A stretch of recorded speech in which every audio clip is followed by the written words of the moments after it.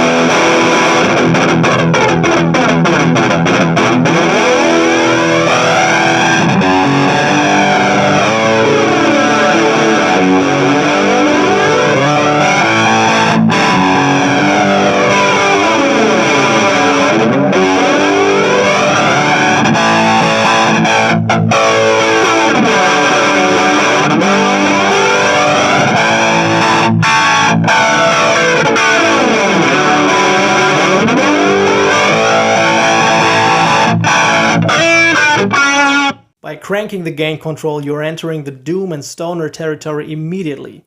Check it out.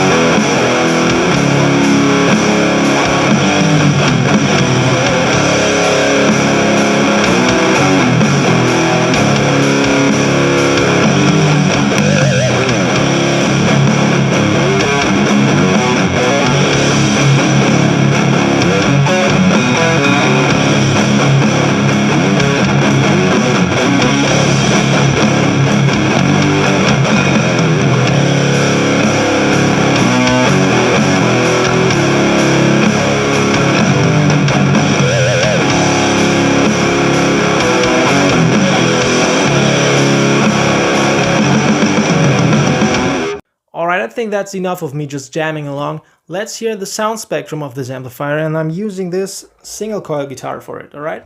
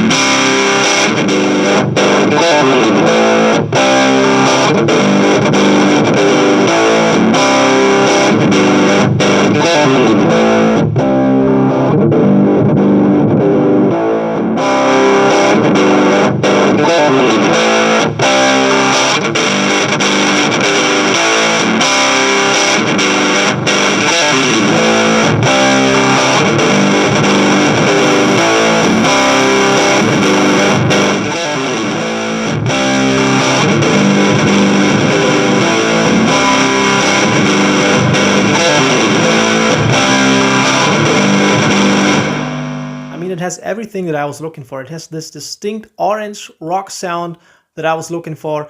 It has an effects loop. That is a big plus.